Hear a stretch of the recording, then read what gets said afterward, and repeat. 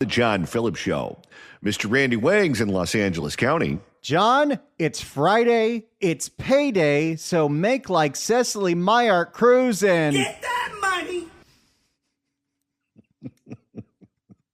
Time to hit the casino. We demand higher pay. 800-222-5222 is the telephone number. 1-800-222-5222.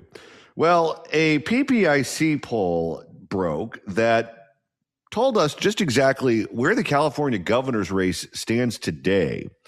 And if the election were today, according to PPIC, Steve Hilton, the Republican former Fox News anchor, would finish first with 14%. And guess who would come in second? You can smell it right here. That's right, America's sweetheart, Katie Porter. There is no substitute to standing here and smelling it and seeing it yourself. Winning the bronze is Riverside County Sheriff, Republican Chad Bianco, and finishing out of the money in fourth place is Bay Area Congressman Eric Swalwell with 11%, and everyone is at 10%. Everyone else, I should say, is at 10% or less. And Matt Mahan is not catching fire at all, is he? No. If he wants to catch fire, maybe he needs to start hanging out under freeway overpasses in Los Angeles with Karen Bass as mayor. But as of now, it hasn't happened yet. At least it's not being reflected that way in the polling. Now, if you're Eric Swalwell, the whole point of you getting in this race is you see opportunity and you believe that you can be the Democratic frontrunner and you can be the candidate that the Democratic Party power brokers can rally around. People like Adam Schiff, who has already endorsed him, the U.S. Senator from California. And the rumor that has been swirling is that former House Speaker Nancy Pelosi would also endorse him. That hasn't happened yet, but he believes if he looks like the inevitable Democrat, that all of the chips will fall into place. Well, if you want that to happen and you're Eric Swalwell, it's not a good look to come in out of the money. You need to come in first or second or at least third. And Randy, he didn't do that in this poll.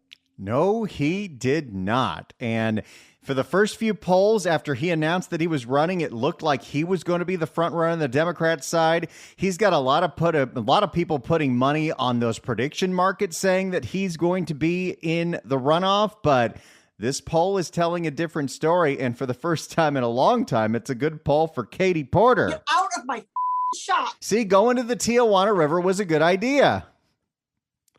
Can you imagine if we end up with that woman as governor of California? Sorry for the noise. I'm cutting carrots. Whose lives do you think would be ruined more? Us, the simple people who live here, or for the Democrats in the legislature who would have to work with her on a daily basis?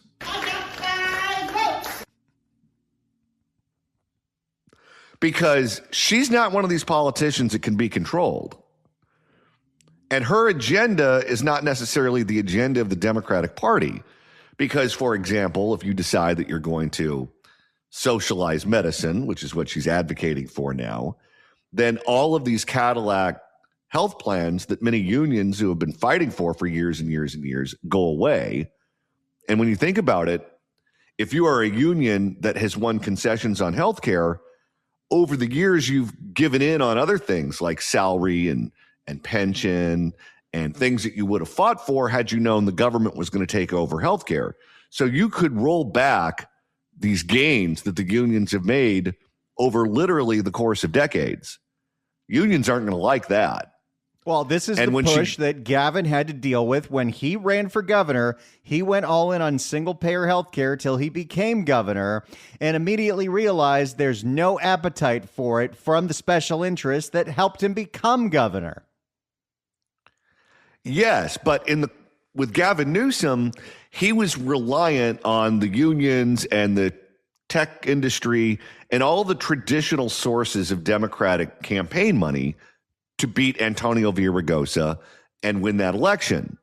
She's getting her money from people who are watching Rachel Maddow late at night, who are ginned up and love it when she takes out her whiteboard and harangues some guy in a suit.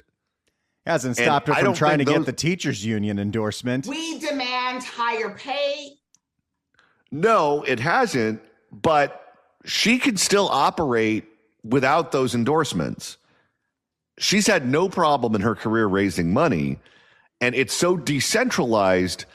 I don't think the institutions that typically exist that can say, no, don't do that, will have an impact with her the way they did with Gavin. I'm me. Now, Eric Swalwell is trying to let Democrats know that he's still there and that he is the guy who is most likely to unite the Democratic Party behind one candidate. And he just did a sit down. Eric Swalwell was at the Democratic Party convention at the Moscone Center in San Francisco last weekend. He was the top vote getter when it came to the delegates, although he didn't get anywhere near close to an endorsement. You needed 60%. He got about 25%. Katie Porter came in fifth in that. So the California Democratic Party isn't that necessarily enthused by her campaign. What a bunch of bull.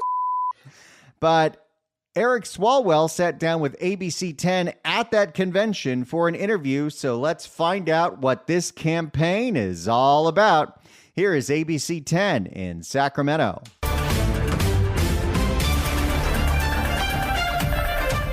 This June, Californians will head to the polls to help decide who could become the state's next governor. While the final decision comes in November, for now, 9 leading. The real election is now. What happens in November is not going to matter as much as what happens now, because if it becomes one Democrat and one Republican, we know what's going to happen. Well, think back to that U.S. Senate race here in California, the one that Katie Porter was actually involved in herself. Think about how much money was spent in that primary. Money advocating for Adam Schiff, money advocating for Katie Porter, money being spent to prop up Steve Garvey, money being spent to prop up Eric Early. The amount of money that was spent, and then you got Barbara Lee, in that primary was off the charts. And then in the November election, when it was Steve Garvey against Adam Schiff, I can't remember seeing an ad. It's just like, okay, let's just fold shop. Time for this to become a party city or Halloween costume shop, because there's nothing going on here in terms of campaigning. Well, and that was on both sides. Steve Garvey wasn't campaigning either. No. Everyone just assumed, okay, we know what the outcome is going to be. I call it the shift gift. Decide who could become the state's next governor. While the final decision comes in November, for now, 9 leading Democratic hopefuls and several Republicans are in the race. Yeah, to help you get to know the candidates, ABC 10's Alex Bell sat down with each of them at the Democratic convention this weekend, and she'll do the same with the Republican Party. To keep things fair, we drew names at random for these interviews. Tonight is Congressman Eric Swalwell. For people that are meeting you for the first time, why would you say that you're running to be the governor of California? Well, next governor has 2 jobs. The first is to keep the president and his troops in his... Here we go. We're starting with that. He just can't control himself, can he?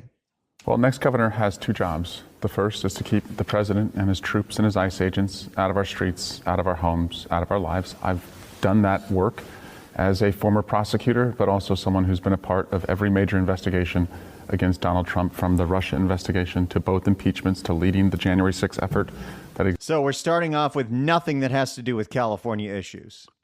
No, but this is what he knows. He doesn't know anything about California. The guy doesn't even live here, for heaven's sake. That exists now. I've got a lawsuit, the only one that survived the new presidency, me and the January 6th officer. So I know how to go on offense as he chases immigrants in California through the fields and factories where they work. And as governor, I'll go on offense every single day. Not why I want to do the job. That's what you have to do. The second part is Why does he want to do this job? He's in a safe seat in Congress where he can pretty much do whatever he wants. He's got plenty of opportunities to go on the TV. Why would you go from that to a job where immediately half the state is going to hate your guts, and then once your performance is underwhelming, the majority of the state's going to hate your guts? Well, don't forget, and this applies to Tom Steyer too, he's a guy who ran for president back in 2020, a long shot campaign where he had no chance at winning, but his obsession with attention Remember when Tucker Carlson was on and he used to go on Fox News with Tucker Carlson and they used to fight each other in the A block and just call each other all kinds of names. And then it was almost like he enjoyed it. Like going on Fox and drawing all the heat that he drew was something that excited him because it generated all of this attention. Now, it was negative attention, but he doesn't seem to care. And maybe that's what he has in common with Gavin, this unquenchable thirst for attention. You know, notably in that presidential run where Swalwell didn't make it too far past the first debate, Swalwell was the first guy on that stage to say, Joe Biden is too old. And he got killed for it. Well, maybe that came out in pillow talk with the Chinese spy. Not why I want to do the job. That's what you have to do. The second part is what I really want to do, which is to lower the costs. I was a planning commissioner and a city council member in Dublin, where I grew up. It was a place of low income, lower expectations, but when I came back home, we built like crazy. So everything that he's going to talk about here is his experience from over 20 years ago, because he has nothing notable he can tell you that he's done in Congress for the past 14 years. No, and all of the policies that he advocates for, to the extent that he has taken a position on California issues, would make life more unaffordable here. When you think about what makes things expensive in California, start with gasoline, where you cross the state line in Arizona or Nevada, and suddenly the price of gasoline goes into free fall. Well, what are you going to do to reduce that? You're going to get rid of the taxes? You're going to get rid of the summer blend? What are you going to do? What are you going to do to keep the refineries here? Because they keep moving out. And what's relevant is just something that's not top of mind to him. And I don't know what he learned when he was on the planning commission in Dublin. My guess is what he's going to suggest is more low-income housing or things of that nature. That's not the problem here. The problem is across the board. It is more expensive to build a house in California than it is to build a house in other states. Everything costs more. So you can say that you're going to throw more government money at low-income housing. Okay, what percentage of residents in California have a Section 8 unit? It's got to be what, less than 1%? That's not going to fix the problem. It was a place of low income, lower expectations, but when I came back home, we built like crazy. We attracted new small businesses and ultimately higher paying tech and biotech jobs. And we saw the schools get better, the streets get safer, and the quality of life go up. They used to call us Scrublin when I was growing up there. They don't call us Scrublin anymore. It's one of the best places to live in California. I want to do that all over the state. They don't call it Scrublin has been his campaign speech for the past 3 weeks. Okay, that's because of the tech industry. The tech industry went bananas, and everything in the East Bay went bananas because a lot of people with a lot of money needed a place to live. It had nothing to do with his time on that council. Now, if you were to be elected, what would be your top 3 priorities your first year in office? Yeah, it's going to be increasing revenue for the state so that we can... What does that mean? That means more taxes. Pay for our healthcare and education obligations. It's going to be meeting our housing need, particularly, apartments and first-time homebuyer homes. And it's going to be going on offense against the administration so that the most vulnerable California... Here we go. Okay, so he wants high-density housing. He wants you out of your single-family home, and he wants you to live above a Panda Express and riding the murder trains that they will not clean up. And he wants to go after Trump. Are protected. California has spent billions in addressing homelessness. What would you do differently to address this? I don't see it as a resource challenge. We've put a lot of resources in this. And so we don't even know where those resources went, except to the pockets of crooked nonprofits like that woman in San Francisco that spent all the COVID money to put the homeless in RVs on handbags.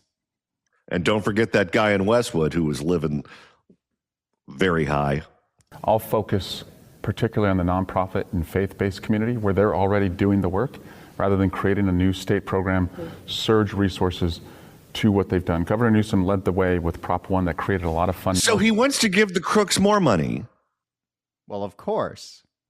To what they've done. Governor Newsom led the way with Prop 1 that created a lot of funding in mental health. We're going to expand on that.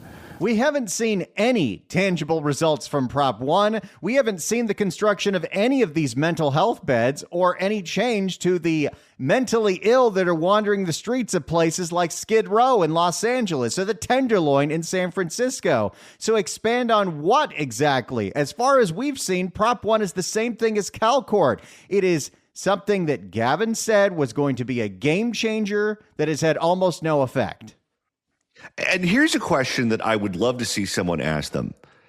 Right now, with all that we're spending, given the condition of our streets, in Los Angeles City alone, 7 homeless people die per day on the streets. The number is 7, and that hasn't changed for a while. So if the baseline is you are reducing the homeless population by 7 per day, and it's only going down by a tick, that means you're producing 6 point something new homeless people every single day just in Los Angeles. And if you weren't killing them as fast as you're killing them, the homeless population in Los Angeles would be exploding. We're going to expand on that. But I know personally from having a family member who was homeless and chasing him through the Tenderloin in this city in San Francisco, that too often we give all of the rights to the person in the equation who's least able to take care of themselves or make decisions. And that relates to the severely ill and the severely addicted. I want to work with the... But he doesn't want to criticize Gavin for his policies that make sure we don't do anything about the severely ill or the severely addicted. No, they want to buy into it that it's a cost of housing problem. Addicted. I want to work with the legislature to do the really hard part and make a policy change as it relates to who has the rights to decide the care that they get. Do you think California has gone too far, not far enough, or struck the right balance when it comes to criminal justice reform? You know, I'm a former prosecutor. I'm a son of a cop, brother to cops, and I know that paramount in our community is to protect Californians. And that's why I work to protect them from ICE agents who are chasing them through the streets. Oh, boy.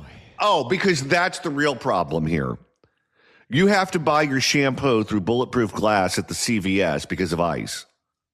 That's also why I'm endorsed by the California the Police Chiefs Association and the firefighters. And I supported Prop 36 back in 2024. I don't remember him being very loud about that if he did support Prop 36, but okay. No, he did support the recall of Pamela Price, but that was personal between the two of them. Him, Porter, and Villaraigosa are all now claiming they supported Prop 36. We covered that as about as closely as anyone in the state of California, and I never recall once hearing that they were supporting Prop 36, let alone campaigning for it. You saw Matt Mahan campaigning for it. You saw London Breed campaigning for it, although she still lost. I don't remember Swalwell. I do remember Swalwell going after Pamela Price, and that was some good times. She called me a crime boss. Prop 36 back in 2024. I want to make sure that, people who were committing this mass retail crime in our communities, were held accountable. But I also know that most individuals who commit crimes are worthy of redemption. Redemption that I would work with them to find. Even that guy that Gavin's about to let out? Oh, I'm sure. Redemption that I would work with them to find when I sat in the courtroom as a prosecutor and as governor, redemption that I'll work with them to find, as a leader of the state. And tomorrow, we sit down with Javier Becerra. Oh boy, Bacaria's next. But when you do the scrub. So that is Eric Swalwell's sit down with ABC 10 in Sacramento as they interviewed every candidate that was at the convention, which means they did not interview Matt Mahan because Matt Mahan was not invited because he filed too late.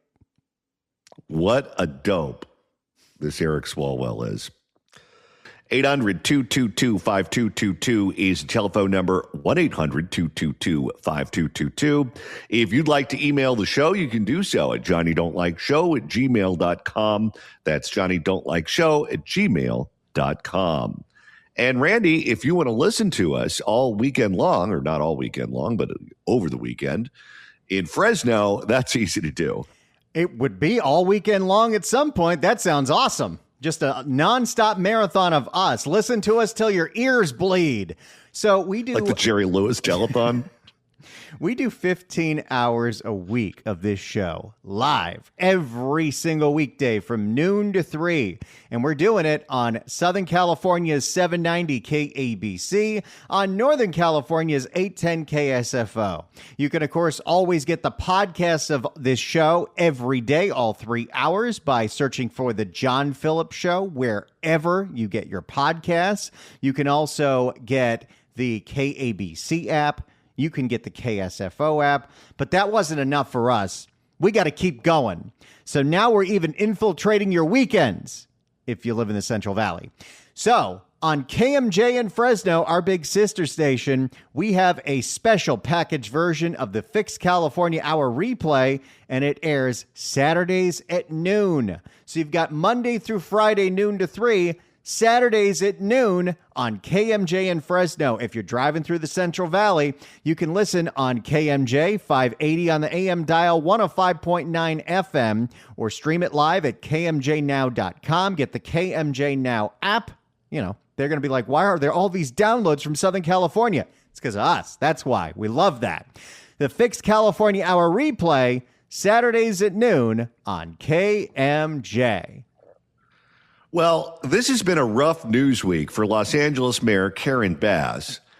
And as if Mayor Mother Goose had enough problems, now she has to deal with not only reality show star Spencer Pratt as a challenger as she seeks another 4 years, but also a former ally, Socialist City Councilwoman Nithya Raman, who's now challenging Karen Bass from the left. And Randy, she just did a sit down. No. Nithya Raman, who we still don't totally understand why she's running for mayor, has done her next interview talking about her run for mayor, and she sat down with our friend, Fox 11's Marla Tejas. You and the mayor, you have been known to be close allies. Yeah. In fact, you two endorsed each other's campaigns. In fact, Nithya endorsed Karen Bass's re-election 3 weeks before Nithya filed for mayor. Telling you, something happened there. You think there's drama going on in the ladies' room, huh? Well, or there's some internal polling that shows that Karen Bass is incredibly vulnerable and weak right now. And it's only getting worse every day.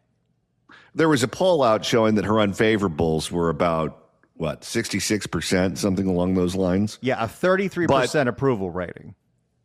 Here's the problem. The problem with the California electorate and the Los Angeles electorate is they're highly tolerant of bad government. If you're tolerant of bad government and you recognize that the incumbent mayor has done an awful job, here that doesn't necessarily mean that they're going to vote for someone else. Well, with everything that we've learned about Karen Bass just in the last week, whether it's the after action report, the lawsuit from the fire chief, the secret document with the suppressive reporters, let's see what the average California voter has to say about all this. No, I don't know enough to give you any good information, but good luck finding someone who does. We're screwed. Why did you decide to potentially impact your relationship and run for her job? You know, I've been in the building now for 5. We don't know. That was a little bit of shing right there. You know, I've been. Wait. Let's see if I have the drop. Let's compare Shang Yitao. You know, absolutely. And let's compare that to Nithya Raman. You know, I've been. Shang Yi. Those two. You know, I've been. These two could star in the remake of Clueless. Shangy, I miss you. Oh, absolutely. You know, at the end of the day. All right, Nithya, let's hear you out. You know, I've been in the building now for 5 years. So you're culpable. Oh, yeah. No, she's driving the getaway car. This is my second term as a city council member. I have really been passionate about trying to change things in the city on the issues that I care about, on housing and getting more housing built as affordability grows less in the city and people. Yes, in fact, one of the things that has made it so difficult to build housing in this city is a measure that she championed, Measure ULA.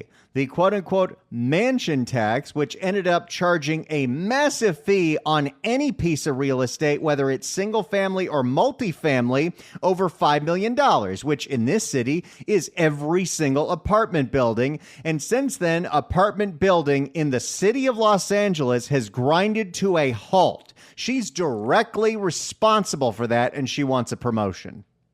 It's amazing to me that people who had their hand in that awful policy can then turn around and say, I've been working for affordability the whole time I've been in elected office. And notably, when the city council was deciding what they were going to throw on the June ballot, she tried to put an emergency measure to put a change to Measure ULA on the June ballot. And her fellow members of the city council, including her fellow members of the DSA, notably Hugo and Ulysses, said, oh, hell no, we're not changing that. We love ULA. So she got shot down for that one. Grows less in the city. And now we know why she did that, because she's running for mayor and is trying to separate herself from ULA, which has been a complete disaster. Grows less in the city, and people are leaving the city because it's too expensive. On homelessness, trying to fix it by actually creating a system to respond to it that's fiscally sustainable. And now we're faced with even bigger crises. City council's in charge of the budget, so I don't understand why she can't do any of this right now. I know people who live in that district. I know people who have businesses in that district. And they say when they call her office because there's something bad going on in an encampment, they get nothing out of her. Nothing. And now we're faced with even bigger crises. Federal law enforcement here, scaring and arresting and kidnapping immigrants on our streets.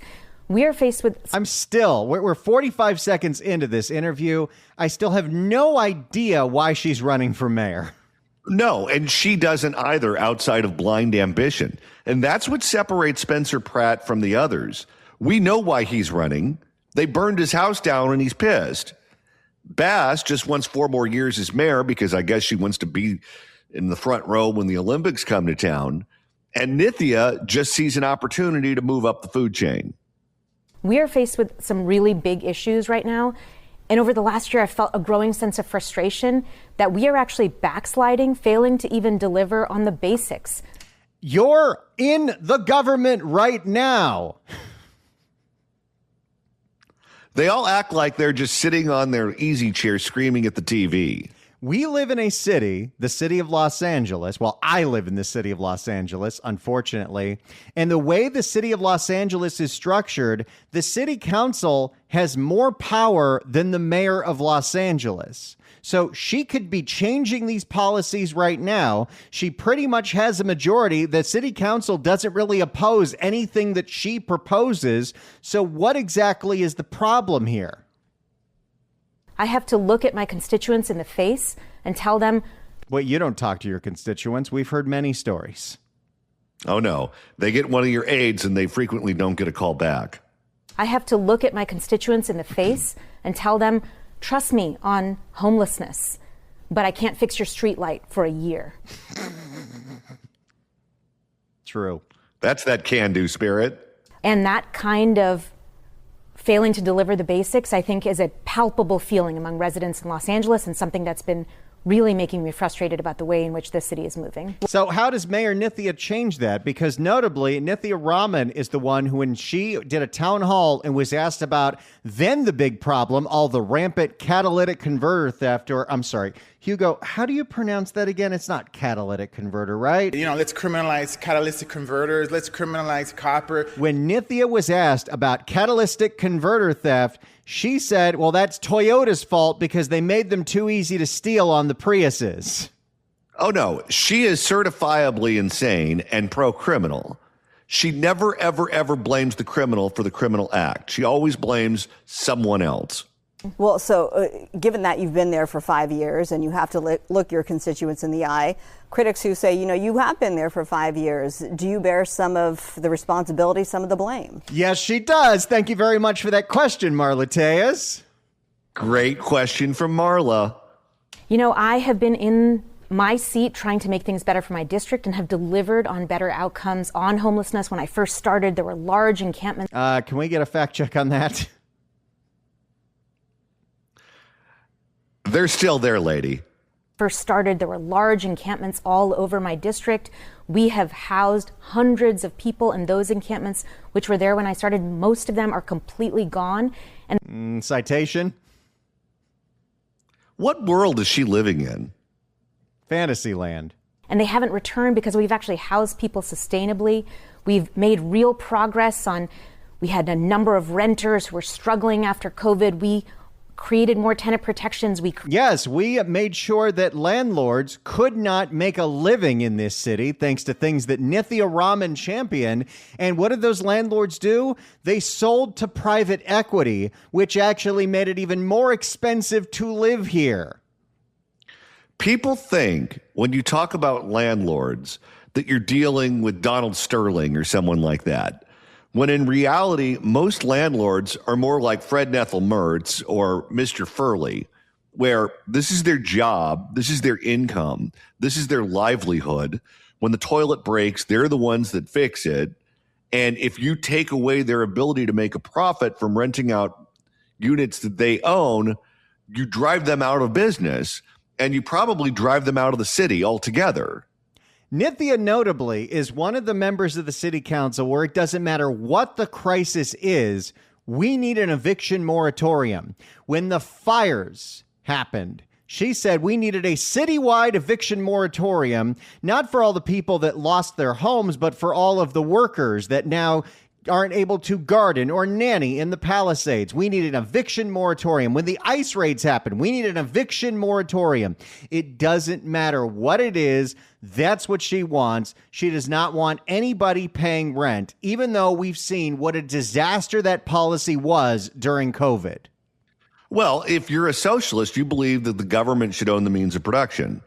Well, if the government owns the means of production, then the government, I guess, should be in charge of housing too. Created more tenant protections. We created a system in our office to respond to them. But at some point in our council district, you hit up against the limits of the city, and you need to have leadership at the top that is pushing our departments, holding them accountable, making sure that they're actually delivering on outcomes for residents. And there is only a limited amount that you can do being one of 15 on the city council. No, I don't buy that whatsoever. That city council has a supermajority. Okay, here's a question. On which issue is Karen Bass on the opposite side of her on? Because all of these destructive policies that she just outlined, Karen Bass is with her. There is no policy difference between Nithya Raman and Karen Bass. There just isn't. No. That's why my theory is Nithya Raman is running as an insurance policy in case the heat really gets turned up in the next 3 months on the current mayor, Karen Bass, and she becomes completely unelectable. The fact that she's not completely unelectable right now is an indictment of the city of Los Angeles and the people who vote. No kidding. Well, speaking of accountability, the city controller, Kenneth Mejia, says more than $500 million in funding that was meant to go for homelessness went unspent. How did that happen, and what would you do to better manage that money? Part of the big issue is that at City Hall, we don't have a place in the building, no department, no single individual that has been charged with overseeing our homelessness response, even as our spending on it has grown by over 20 times. And that's by design. The city council over and over and over again granted these emergency protections to Karen Bass's homeless emergency so she didn't have to do any audits for things like Inside Safe. And what do we find out thanks to Bill Asaley and Kenneth Mejia, actually, who's the one that raised this issue? That crooked contractor, the one out of Westwood, who was charged with feeding the homeless inside the motels, he figured out he could skim off the top by giving the homeless ramen noodles, and Karen Bass didn't find that out. The controller and the FBI found that out. Well, and what she's advocating for is not to get tougher on these organizations that are spending the money. What she's advocating for is fast-tracking the ability to give them more money.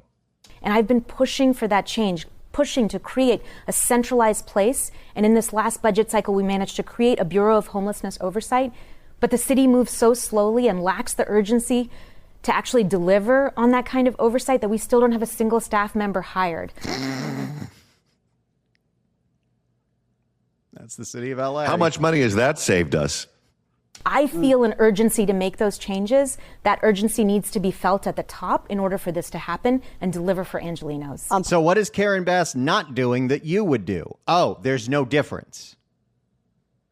On public safety, you've been a critic of spending on the LAPD. You recently voted against the mayor's proposal to add officers to compensate for LAPD attrition.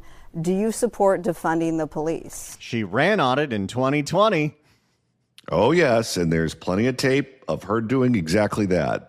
What I have voted for in the past is fiscally responsible spending on public safety that delivers on outcomes. Right now in the city of Los Angeles, we pay more than we've ever paid before for our police force. And do you know why that is? Because the police force is so understaffed that we have to pay ridiculous amounts of money in overtime. For fewer officers than we've had in a decade. And we have, because we've funded it in such a fiscally unsustainable way, we actually have lost the ability to deliver on real public safety. We're not answering 911 calls in an appropriate way.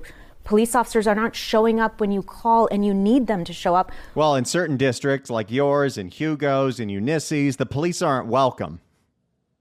Well, if you also notice what she's saying here, she wants to spend more money on police, but not on cops on the beat, on people in res and I guess people doing administrative tasks. When you notice the difference in terms of police in your neighborhood and public safety, when you see the black and whites driving around, or when you call 911 and someone shows up in a timely manner. She wants to hire people in the bureaucracy, but she doesn't want anyone with a badge and a gun. Think of that crime blotter story we did earlier in the week, the Ed Laskos ice cream report, which is a classic.